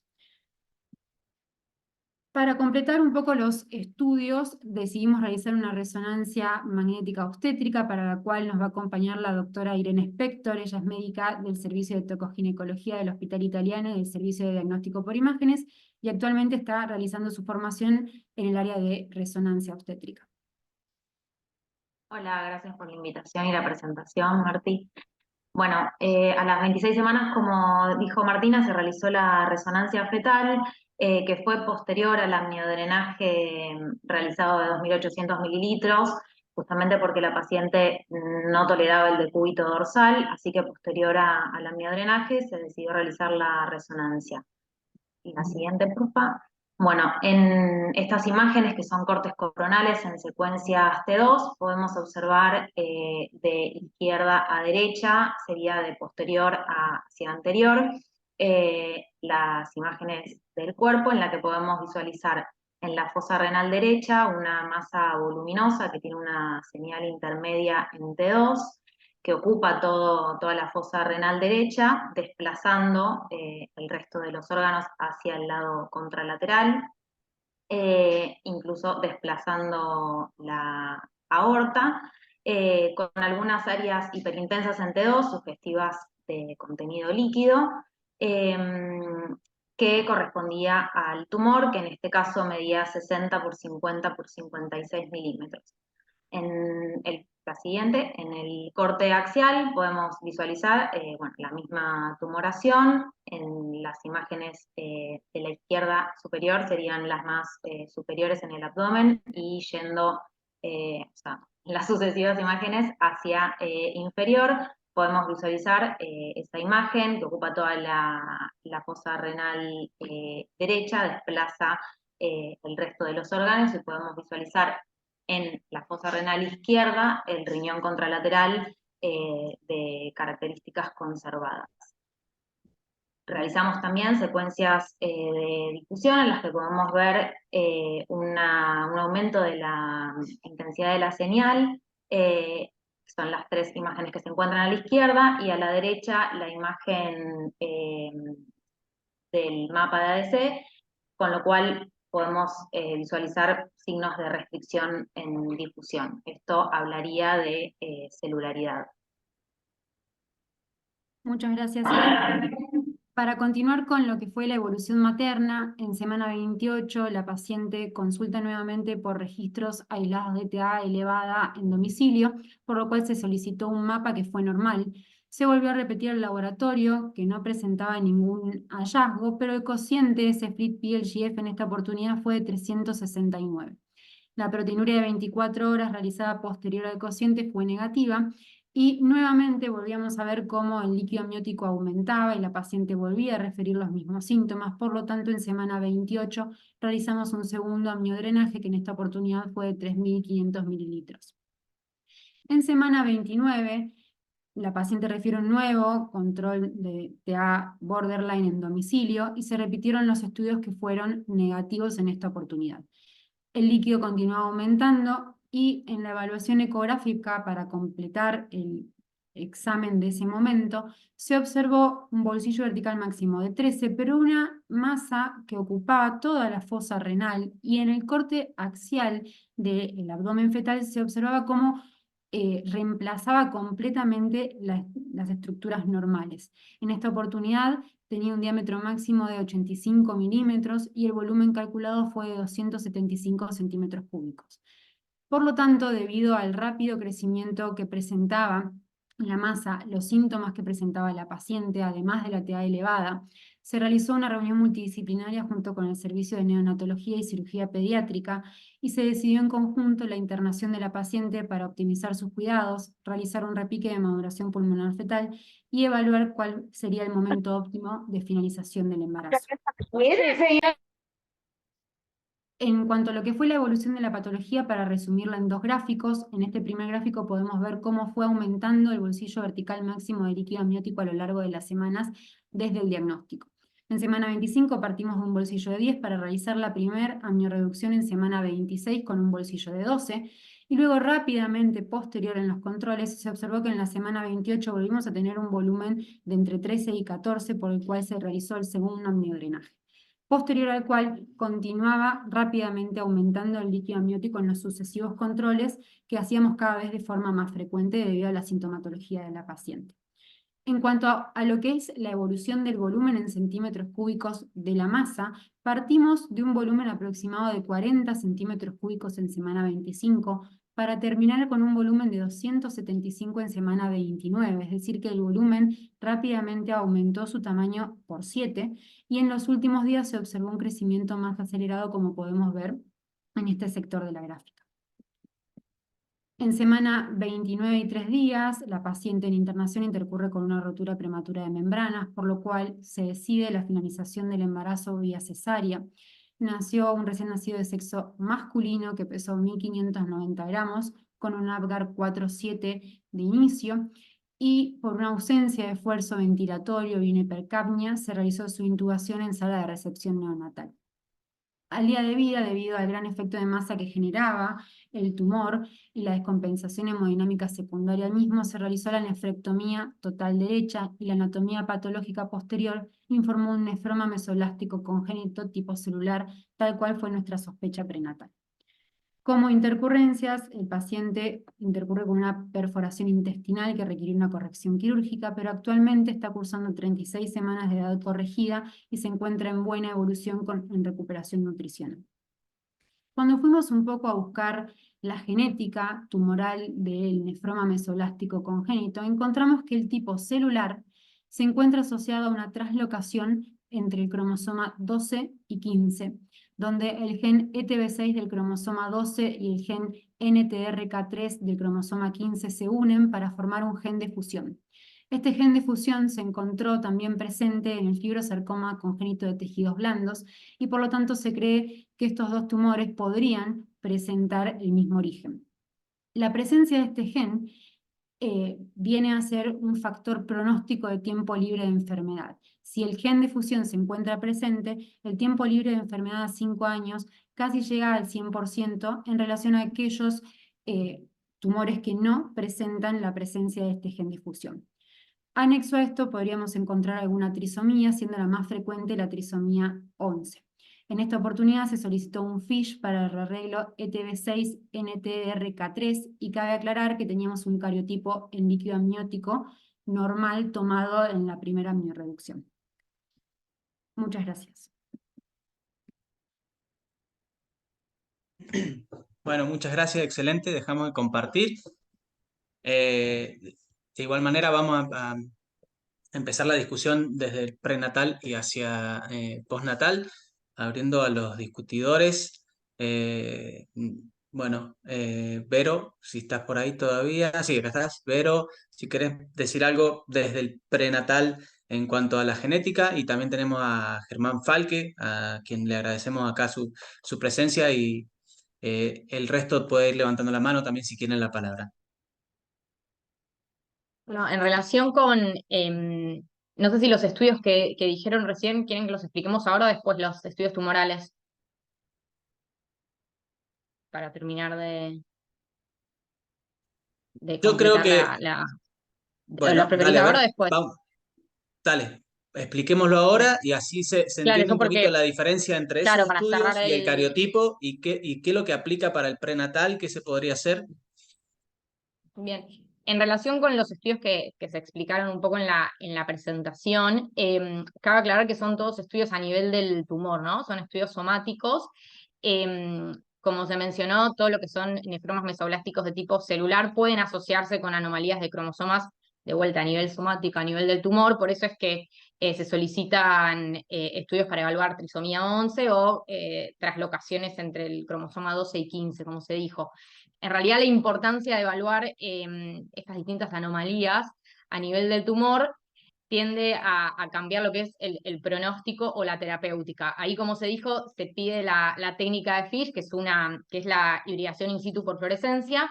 Se utilizan sondas marcadas para evaluar los dos genes que se explicaron y para ver si hay cierta fusión entre los genes, y eso podría cambiar el pronóstico y la terapéutica. Pero cabe recalcar que son todos estudios a nivel del tumor, a nivel somático, y que hoy lo que dice la literatura es que ante la presencia de estos tumores no están asociados con síndromes genéticos, por lo tanto, a nivel germinal, con este diagnóstico postnatal, no hay criterio para seguir estudiando al neonato, digamos, a nivel germinal, ¿no? Así que todos esos son estudios a nivel somático, que era algo que quería aclarar en relación a la presentación. Pero a nivel de síndromes genéticos, cuando uno revisa un poco, hay otros tumores que podrían estar asociados, como los tumores de Wilms, a Beckwith-Wiedemann, a algunos otros síndromes, pero puntualmente en el caso del nefroma mesoblástico no está asociado. ¿Alguien más que quiera hacer algún aporte o pregunta desde el punto de vista de prenatal, de las imágenes?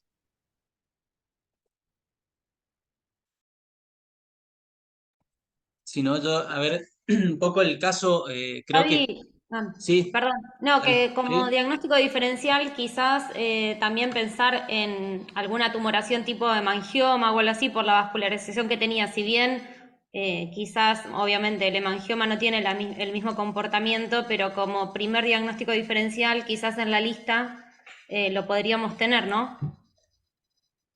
¿El grupo? Yo tengo una pregunta. Ahí vamos, ahí. ¿Alguien quiere contestarle a Mercedes en cuanto al, no sé, si era un posible diagnóstico que hayan pensado? Creo que, sí, a ver si me Sí, en corrigen, una pero primera instancia, perdón, en una primera instancia pensamos dale. también en el hemangioma, pero se veía tanto en la ecografía como en la resonancia que el parénquima hepático se encontraba conservado y buscamos más bien algunos diagnósticos diferenciales de tumores que ocuparan la fosa renal para hacerlo un poco más didáctico también al caso. Pero sí también abarcamos otros casos como otros diagnósticos como ese. María Luz, que habías pedido la palabra, y después No, yo Claudia quería Canizares. preguntarle a la gente de imágenes qué valor de B pusieron para detectar que eso es un tumor maligno benigno y en qué cambia la conducta en saber que es un tumor sólido prenatal para terapéutica, porque ya los pulmones estaban bien desarrollados, porque digamos, no todos tienen disponibilidad para hacerlo esto en todo el país. Entonces, ¿en qué cambiaría la conducta en la premura de la resonancia prenatal en una tumoración que en realidad no parece de causa hidronefrótica, que uno podría hacer algo, digamos, desde el punto de vista prenatal de drenaje, o si todas las masas prenatales diagnosticadas por ecografía tendrían indicación de resonancia? ¿Por qué esta, digamos, se decidió hacer la resonancia prenatal? ¿Cuál era el objetivo? No sé, porque no sé cómo es la clínica del paciente, si tenía mucha dificultad respiratoria, algún trastorno en el desarrollo pulmonar asociado, por el perímetro abdominal, o en qué cambiaba, porque parece que no todas las masas renales prenatales se deben estudiar por resonancia prenatal o exigir que se hagan en en todos los lugares cuando no está disponible el método en todo el país. Pregunto nada más por saber. Te puedo contestar, María Luz. Quizás es la misma respuesta que vos diste para cefalocele. No estamos diciendo que todas las masas se deban estudiar, pero si uno tiene la disponibilidad y además una patología tan rara, cuyo diagnóstico era presuntivo, porque en realidad era porque la foto nuestra era igual a la foto de los pocos case reports que había en la bibliografía, nos pareció razonable tener una idea de imágenes de resonancia por ese motivo y porque existe para mí un consenso generalizado de que todos los especialistas postnatales ven y entienden mucho mejor las imágenes de resonancia que las ecografías. Esa es mi impresión. Tanto los cirujanos como los neurocirujanos están mucho más familiarizados con la anatomía y con la evaluación de imágenes de resonancia que con la ecografía 2D prenatal. Pero no, claramente no es mandatorio ni nada por el estilo, sino que era una cosa más para documentarla y que nos ayudara al manejo de la situación. Por otro lado, el problema es que teníamos dos problemas de salud.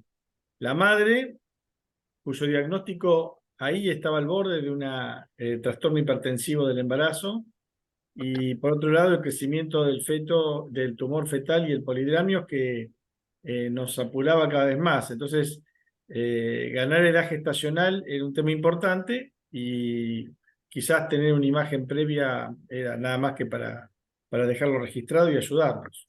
Sí, no, lo pensé desde el punto de vista del desarrollo pulmonar, que por ahí sí puede cambiar la conducta en el postnatal inmediato, ¿no? Para tener una idea de que al tener una masa abdominal que a veces impide el crecimiento o el desarrollo pulmonar habitual, uno cuenta con un pulmón que a lo mejor no llega a desarrollarse tanto, o pensando en un secuestro, pensé por ese lado que había algún indicio a su vez asociado de algún defecto pulmonar o en el desarrollo pulmonar o una malformación vascular asociada, y que ahí sí, por ahí uno decide hacerle más precozmente, teniendo la resonancia o no, para ver el desarrollo pulmonar en el postnatal inmediato, pero era solamente para preguntar. Sí, Gracias. sí, y bueno, y justamente lo que se vio que el pulmón está indemne y que eso parecía bien renal, ¿no?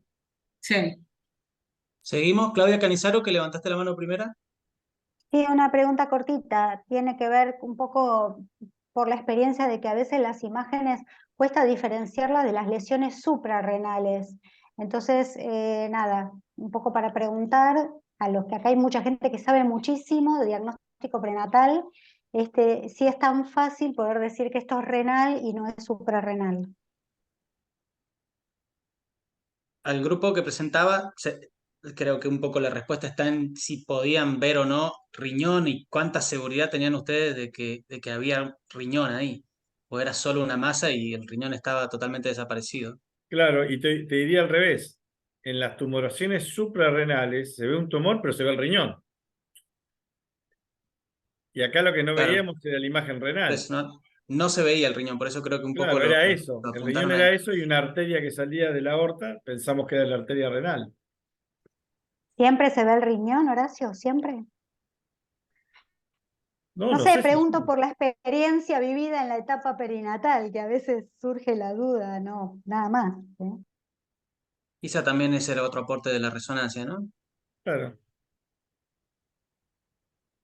Ahí Paso, preguntó ahí Paulina voy con, si tenía sí, ahí voy con insuficiencia eso. cardíaca. Ahí voy con eso, parece que tengo César, tengo todas más, 4 manos levantadas, pero a ver, César No, Mena. yo simplemente quería retomar el aporte de Horacio, que acá teníamos un doble desafío. Uno, el desafío diagnóstico, que diría que fue el que primero se solucionó, porque abrimos el libro y era la descripción de este nefroma mesoplástico. No teníamos experiencia previa, pero el libro lo describía tal cual. Scan fetal normal, 2, 3, 4 semanas después polidramnios precoz, masa renal que va... Era, pero exactamente era del libro. O sea que lo que potencialmente era muy difícil, que es un diagnóstico muy raro, no en la etapa postnatal, pero sí en la etapa prenatal, se hizo sencillo mirando la bibliografía rápidamente. Después, por supuesto, ahora, lo que fue muy complicado también fue el manejo de la madre. Tuvimos muchísimas dudas de qué estaba pasando, si la paciente estaba haciendo un síndrome de espejo, aún sin hidrops fetal, porque no teníamos hidrops fetal, pero hacía unas crisis hipertensivas con cefalea, náuseas, vómitos, epigastralgia, que parecía que iba a terminar el embarazo, después se le iba solo. Tenía un mapa normal. Tenía proteinuria negativa, pero un cociente de FLIT-PLCF de 300. Era un cuadro que nos dio muchísimos dolor de cabeza, por supuesto desde lo fetal, vieron el volumen, cómo fue creciendo rápidamente, pero también desde lo materno y el temor a que se complicara la madre. No sabemos qué se iba a complicar primero, si el feto o la madre. Eso nos dio varios dolores de cabeza. Y Lucas seguramente quería contar la etapa de la eventual discusión de tratamiento prenatal. Pero bueno, lo dejo. Perdón, pero por cortesía al invitado, que es nuestro panelista invitado, vamos a saltear el orden, le vamos a dar la palabra a Germán Falque del Hospital Austral. Bueno, muchísimas gracias primero a todos por la invitación. Segundo, un placer participar de esto. Tercero, encontré un montón de amigos en el chat, así que me gustaría saludarlos. Y aprovecho para felicitar la presentación y el caso, ¿no? Creo que está muy bueno. Aportaría en lo fetal, que sin duda ustedes manejan mucho mejor que yo. La verdad que a mí personalmente como cirujano me sirve muchísimo tener una imagen ecográfica y vamos, realmente las conocemos bien, las sabemos seguir bien. Sin duda nos aporta muchísimo una resonancia fetal, ¿no? Nos da muchísima información prenatal, sobre todo un tipo de tumor que, como van viendo, en 5 o 6 semanas duplica o triplica su tamaño, en el mismo crecimiento del feto y con la sintomatología que da en la madre con el líquido amniótico, ¿no? Así que a nosotros, yo quería aportar que como cirujanos nos sirven mucho las resonancias, así que si se pueden hacer prenatales, siempre son muy buenas. Bueno, ya opinaré cuando diga. Gracias, Germán. Mike Hammer de Segir, que habías levantado y seguías vos, ¿te echaste para atrás? Estás muteado. Estás muteado, Mike. No te escuchamos. Dale. Primero, felicitaciones por la presentación y la anterior también. No me queda claro, fisiopatológicamente, el hidramnios, ¿por qué se debe?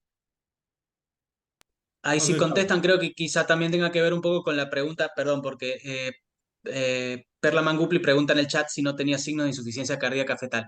Así que por ahí, si el grupo puede contestar. Martina. Sí, hay varias causas de por qué podría ocurrir el polidramnios. Una es la secreción hormonal del propio tumor y la secreción de prostaglandinas y también el efecto de masa y la compresión abdominal que genera. Pero no hay ninguna que esté demostrada porque son muy poquitos los casos que realmente están reportados y estudiados a fondo. No tenía insuficiencia cardíaca. Claro, por ahí, sí, yo lo pensaba eso también, cuál era si estos tumores con una hipercirculación, porque está un poco hipervascularizado, por lo menos a la imagen, tiene algo que ver con el polidramnio, si podía afectar al corazón, pero bueno, Lucas Otaño, también tenés la mano levantada. Lucas, expresidente de SADIP.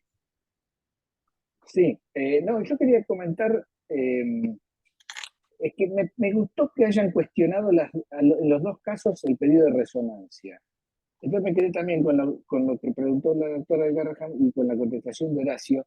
Me parece que está bien porque es un tema abierto todavía las indicaciones de resonancia fetal, pero yo en este caso particular se me ocurría que cuando yo tengo un tumor de ese tamaño que me ocupa prácticamente casi todo el abdomen y no tengo diagnóstico, es decir, las situaciones en que no termino de tener diagnóstico, si supiera exactamente, me dice, ¿para qué lo acepto? Ahora, cuando no, me parece que si lo tengo disponible me parece más que suficiente, es decir, la resonancia como complemento de la ecografía cuando la ecografía no te termina de hacer el diagnóstico. Y tratándose de una patología rara, yo no tengo diagnóstico, me parece que la resonancia vale. Lo mismo, si yo tengo una anomalía del sistema nervioso central como la anterior, bueno, el sistema nervioso está más estudiado, a ver que no tenga algo que no lo pueda estar viendo eventualmente por resonancia y que tenga ya patología, no sé, de trastorno de la migración, lo que fuera, o cosas que no la puedo estar viendo bien por ecografía, me parece que se justifica cuando vos no tenés ni cuando lo tenés totalmente claro, puede ser cuestionable. No obstante, si uno lo tiene disponible, me parece que es cierto que para los especialistas postnatales, y recién Germán lo acaba de ratificar, tener la resonancia, ya lo miran y ya están pensando en cómo van a solucionar eso. Y rápidamente, la otra cosa que había mencionado César, pero bueno, podría haber dicho César, pero en algún momento cuando no estaba tan vascularizado y se veía, entraba la arteria renal y se abría como en una Y y nos parecía un vaso nutricio. Lo primero que pensamos es, ¿y esto si lo quemamos? Entonces, lo hablamos con los cirujanos infantiles y no les gustó. Entonces hicimos consultas afuera. Y nada, esto es anecdótico. A José María Martínez de Barcelona dijo, yo lo quemaría. Gratacós dijo, no, yo no lo tocaría. José Peiró en Cincinnati dijo, no, yo no lo tocaría. Y Alan Flake, el CHOP, dijo, yo lo quemaría. Por supuesto, como no estábamos totalmente convencidos, ni nosotros, ni los cirujanos infantiles que lo iban a tratar a continuación, también con sus fundamentos, porque dijeron, a ver si esto es algo maligno y armamos un desparramo, o es algo que dejamos mucho tejido necrótico ahí adentro y en realidad es peor el remedio que la enfermedad. Bueno, primero no hacer daño y nos retrotraímos. Pero fue interesante la discusión porque primero no estaba descrito, pero se nos apareció la posibilidad de tratar tipo como si fuera un secuestro pulmonar. Me parece que no hubieran dado, a este ritmo de crecimiento me parece que no hubieran dado. Pero bueno, se planteó. Seguimos con prenatal, Mercedes y Claudia. Antes, ¿sí? ¿Algo cortito? ¿Es prenatal o postnatal lo que están por aportar? Ay, yo en el Mercedes, medio, vos levantaste. así que yo iba a preguntar justo a la finalización, así que si quiere Claudia antes hablar. Clau, prenatal. Nada, una cosita nada más. Por lo que tengo leído, estos tumores pueden generar renina. Yo no sé, la verdad que no lo sé si esto no puede afectar o pasar a la circulación materna. Digo por la hipertensión de la madre. La verdad que sé que generan renina a veces y bueno, lo tiro así como hipótesis, nada más. Sí, estoy completamente de acuerdo. Lo buscamos, lo encontramos y pensamos que podía tener que ver con eso. Pero bueno, nada, era un comportamiento muy atípico. O sea, eran crisis hipertensivas que resolvían, el FITS-PDGF que llegó a 300 y después bajó a 100 y pico. Era todo muy atípico, pero sí, Claudia, completamente. Mer, dale. No, yo, nada, para Martina, para preguntarte a fines didácticos, porque bueno, hay residentes también en la reunión. La finalización del embarazo se consensuó con la neonatología. Yo calculo porque no marcaste, digamos, una hipertensión refractaria al tratamiento. Te muteaste. Te muteaste. Ahí está, perdón. Sí, fue algo consensuado con la neo, digo, porque no, la paciente no hizo una hipertensión refractaria al tratamiento y la indicación, digamos, sería por esta tumoración que venía creciendo, o por qué lo resolvieron junto con la NEO, porque muchas veces lo que hablamos con las residentes es un poco que nos digan cuál es la morbimortalidad que tiene cada uno en su neonatología para definir el momento de finalización del embarazo. Entonces, bueno, contarles un poco eso de que ustedes lo hablaron con la NEO y consensuaron la finalización del embarazo y por qué motivo a esas semanas. Exacto. En realidad todo el caso fue siempre discutido tanto con los cirujanos pediátricos como con la neonatología. Y en este caso veíamos que en los últimos días el crecimiento tumoral había sido muy abrupto. Habíamos pasado de un volumen de 190 a 275 en 2 días de control y ocupaba realmente toda la circunferencia abdominal. Entonces no creíamos que podíamos ganar muchos días más, sino tal vez optimizar los cuidados, y en cuanto a lo que fue el balance de riesgo-beneficio consensuado con neonatología y los cirujanos, que también participaron y nos dijeron que si el bebé nacía, eventualmente podía tener una resolución quirúrgica con el peso que estimábamos y con la edad gestacional, creímos entre todos que era la mejor resolución, no nosotros marcar la edad gestacional, sino viendo el conjunto, tanto la paciente como el paciente fetal. Entonces fue una decisión en conjunto. Perfecto, Agregaría sí, que no solo fue una decisión en conjunto, sino que nos sentamos en conjunto, el jefe de cirugía, los cirujanos infantiles, neonatología y nosotros, los 3 en conjunto con la familia, y después de haber discutido previamente entre nosotros, y acordamos la finalización del embarazo, por lo que acaba de decir Martina, pero no solo lo discutimos en conjunto, sino que lo charlamos en conjunto, y como una cosa anecdótica, porque igual íbamos a hacer el nacimiento, rompió la bolsa unas horas después. Pero no solo lo discutimos, sino que nos sentamos todos los equipos con la familia a intercambiar. Buenísimo, sí, porque la edad gestacional, digamos, de 29 semanas es difícil y no todas las neonatologías tienen esa posibilidad, entonces, bueno, bárbaro. Gracias. Pasamos, Germán Falque, quizás un aporte querés hacer y ya Un vamos aporte, empezando a cerrar, si querés agregarle a esto un poquito de de lo algo fetal. del postnatal y qué es lo que le va a pasar a este bebé, cómo le va a ir. Yo diría sí, en este caso hubiese coincidido con todos en terminar el embarazo. Yo sé que está en semana 29, todavía está chiquito, pero la realidad es un tumor que sobrepasa la línea media. Nosotros, por ejemplo, a veces se toman decisiones quirúrgicas en tumores que pasan la línea media de hacerle a veces quimioterapia primero antes de operarlo, ¿no? Depende los grupos quirúrgicos que lo traten en chicos más grandes. Así que un tumor que viene a este ritmo de crecimiento, a nosotros nos conviene cuando esté en las condiciones dadas perinatales, y que el chico salga para poder tener mejor acceso quirúrgico, ¿no? Yo diría, lo de la hipertensión, como decía Claudia, lo de la secreción de renina, son productoras de renina. Si estos, hay 3 tipos, como bien dijeron, de histológicos: el clásico, el celular o el mixto. El clásico es mucho más benigno y a veces no se diagnostica fetalmente, o por ahí no se hicieron buenos estudios prenatales, y los encontramos en los primeros meses de vida, en el primer trimestre de vida. Esos chicos traen una clínica de hipertensión arterial muy importante, que a veces pueden darle falla cardíaca y a veces puede ser ese el motivo de diagnóstico. Claro, está en lugares donde a veces uno no tiene el diagnóstico prenatal que también hacen todos ustedes. Entonces se presentan como masas abdominales, pueden tener hipertensión, pueden tener insuficiencia cardíaca, hematuria, como si fuese la presentación clásica de un tumor renal, ¿no? Después, una vez que decidimos nacer y una vez que decidimos sacarlo, este tipo de tumores, habitualmente tienen abordajes muy grandes porque ocupan toda la cavidad abdominal. Siempre hacemos abordajes transversos que ocupan de una punta a la otra, y hay morbilidad, como pasó en este caso. Una vez que uno saca el tumor, la idea es que hay que sacarlo completo, no hay que lesionar ningún vaso en un chico que habitualmente es chiquito, y puede haber a veces alguna lesión concomitante vascular intestinal, como pudo haber sido pasado en este caso, ¿no? Pero bueno, tengan en cuenta que cuanto antes los podamos sacar a esa velocidad de crecimiento, es mejor para nosotros. José Nores, presidente de SADIP, para empezar a ya ir cerrando el caso. Perfecto, no, la verdad que es muy interesante todos los casos. Te agradezco a todo el equipo porque realmente un trabajo fantástico. Ahí nomás le quería agregar que le mandé al chat de la red y de SADIP un review de 41 casos con diagnóstico prenatal, una revisión que hicieron en Tailandia, por si les puede ser útil. Ahora vamos a compartir, vamos a intentar hacer compartir también se había compartido algo del caso anterior. A ver cómo lo podemos hacer llegar a todos. Germán, dale, levantaste la mano de nuevo, ¿no?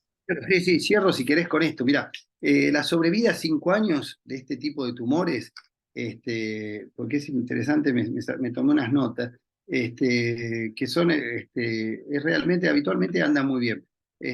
Normalmente no dan metástasis, solo el 5% da metástasis, y habitualmente las metástasis puede ser, la primer lugar es local, hacen residuo local, pero después pueden haber, sobre todo este tipo que es el agresivo, el celular, puede dar metástasis pulmonares en hígado, cerebro y corazón, así que tiene toda diseminación hematógena. Cuando da metástasis, la sobrevida cae, a 5 años cae mucho, cae entre hasta un 60-65% y algunas series hasta un 57%. Así que bueno, nada, es para tener en cuenta que algunos de estos realmente esta agresividad pueden dar metástasis, que hay que siempre seguirlos a estos pacientes. Y aprovecho para agradecer la invitación. Gracias a vos, Germán, por estar. Vero, ¿algo más para cerrar? Y ya hago yo un pequeño cierre y nos vamos todos a cenar. No, en relación, un comentario con algo que alguien dijo sobre la falla cardíaca, o sea, lo que está reportado es que estos tumores vascularizados pueden traer falla cardíaca y uno de los signos como más ominosos es el hidrox, por lo tanto, cuando uno hace el seguimiento y aparece, es un hallazgo poco frecuente, pero es un signo ya ominoso. Después, bueno, un poco revisando el tema, me parece que lo más importante es que, como se mencionó, estos tumores se diagnostican en segundo trimestre avanzado o tercer trimestre. Por lo tanto, cuando uno hace una evaluación de rutina para ver el crecimiento en una ecografía obstétrica, la importancia de volver a reevaluar la anatomía porque realmente les cambia el seguimiento a las pacientes. Son tumores de crecimiento muy rápido que pueden generar polidramios, falla cardíaca, complicaciones maternas.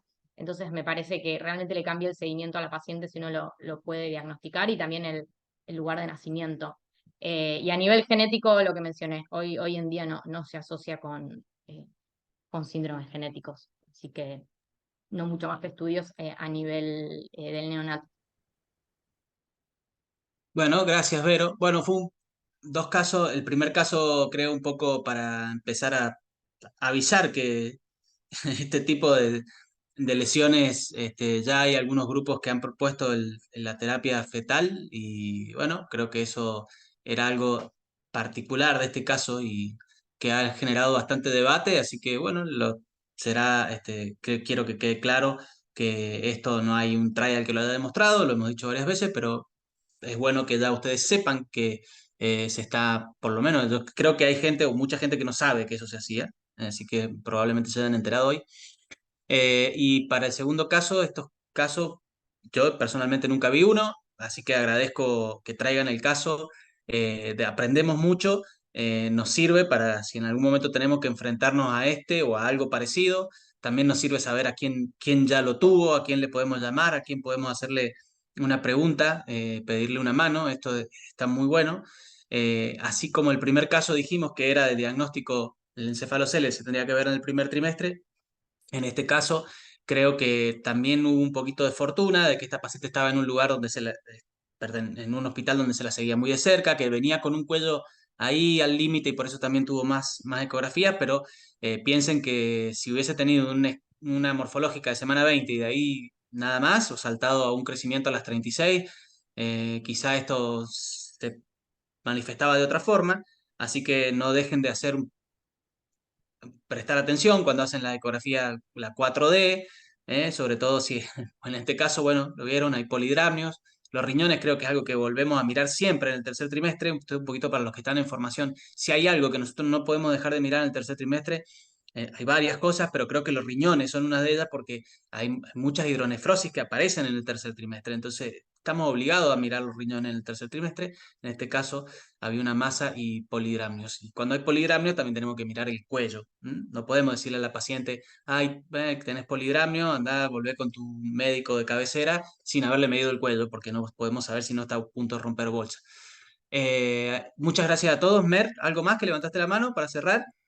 No, vamos a lo que cenar. quería agregar del primer caso es que la parte preconcepcional, ¿no? Qué importante en ese caso, me parece que quizás este no era el caso de una diabética quizás pregestacional con alteraciones de las glucemias, pero bueno, marcar la importancia del asesoramiento preconcepcional para buscar un embarazo, que tengan una diabetes, digamos, controlada, y la parte del ácido fólico, que, bueno, asesorar a las pacientes con la toma de ácido fólico, ¿sí? 3 meses antes de buscar un embarazo, como dos formas de prevención que podemos hacer en lo que son defectos del tubo neural. Así que nada, acotar eso. Gracias, Mer. Si no hay objeciones, vamos a dar por finalizada la sesión. Agradecemos muchísimo a Verónica y Germán, que han estado como panelistas, y a los panelistas del caso previo, a todas las comisiones directivas de SADIP, de la red. Y bueno, creo que ya los puedo saludar por el fin de año, que tengan un buen fin de año. Y bueno, José, perdón, último minuto. Mira, José Ochoa, si estás ahí, podés decir muy brevemente fecha y lugar del evento del año que viene, en el cual también va a participar SADIP. Gracias, Sabino. Es el marzo 14 al 16 en Córdoba, en el Hotel Holiday Inn, está confirmada la fecha. Y viene, ustedes saben, viene Alberto Galindo de España, viene Greg Ryan de Canadá, viene también Eran Bernstein de Nueva York, y está invitada también Karina Krasden de Israel, que bueno, no sabemos cómo va a estar la situación ahí en Israel, pero teóricamente también está confirmada. Y habrá jornada científica de SADIP en esa fecha, así que también se presentarán casos clínicos, ¿no? Cada hospital Seguramente que manda sí. sus casos Sí, clínicos. sí. Bueno, gracias a todos, que estén muy Muchas bien. gracias. Muchas gracias. Chao, Chao. chao. Chao, gracias, buenas Chao, noches. gracias, Chao, nos adiós. vemos. Excelentes los casos, ¿eh? Gracias.